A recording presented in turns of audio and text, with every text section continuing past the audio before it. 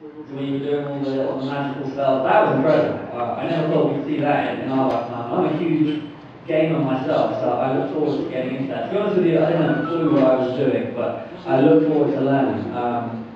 And as far as the character, yeah, I think Joe purposely wrote Draco as a one-dimensional bully for the first 5 years, so all the audience would really hate him. I think that was the goal. And then we see in book 6 and finally in 7, we see that really he's a victim of terrible circumstances, and I feel greatly sorry for him. I think Harry and Draco are really two sides of the coin. Harry with every positive influence around him, and Draco with absolutely everything negative. And we really see in 7 part 1, we really see Draco start to question whether his role models are quite so idyllic as he once thought. He certainly starts to step out of his father's shadow.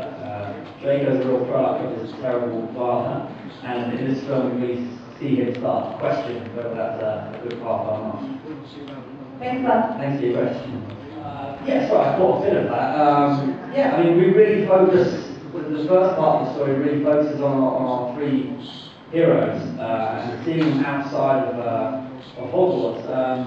The Malfoys have really been pushed back. They no longer have the power and the stance they once had in the Wizarding Kingdom. And unfortunately, I can't say much about part 2. One, because my lips have been sealed by Warner Brothers, but also the fact that I haven't seen it. I don't really know what's going to come. I don't know what we're going to cut, what we're going to choose, what we're going to see. So, I mean, it really continues from part 1, where we see, although it's not a huge scene by any standards, but we see Draco start to question whether he's in the right camp. And that continues in part 2. We really see him almost lend a hand to Harry, and likewise, it's a very strange relationship that continues. But obviously, these last 2 parts are really about Harry and Voldemort. Really, those are the two characters that everyone's obviously watching, and everyone else around them is kind of just helping, or in my case, not helping. I hope that answers the question. Cool. Yeah. It's like it's not just there yet, so it hasn't quite sunk in the fact that we're not going to get to return and do it again. In regards to Harry, I actually auditioned for Harry about 2 or 3 times all those years ago, and for Ron as well. Not only am I very grateful that I got the part of Draco, just purely because he's a character that I thoroughly enjoy playing. I don't believe you can search the world 10 times over, you won't find anyone better to play Harry than Daniel, and the same for Ron and Hermione. So, as much fun as I'm sure it would have been, I'm not going to take anything away from these guys, because they certainly have played it beautifully. So yeah, I look up to them rather than envy them. It's an incredible franchise. So fingers crossed, I will continue doing that. It's embedded a huge passion for filmmaking, not only acting, but also behind the scenes, directing, producing, screenwriting. And I hope to continue on this journey. It's been an amazing 10 years, and I hope to do it for another 10 at least.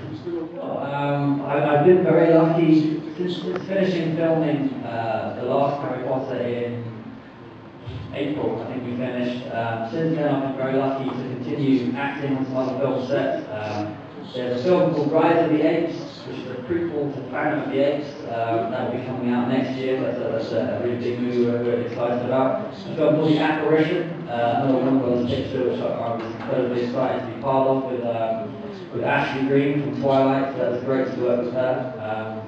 And I've also just finished an independent film called From the Rough, which follows 5 international golfers who win scholarships to play golf in America. So all very different parts, and very different from Draco.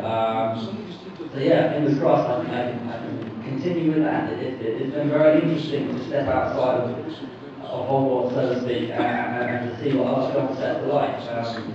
And the more time I spend away from it, the more I realise how lucky we were and how great we had it. It was a truly amazing project to work on.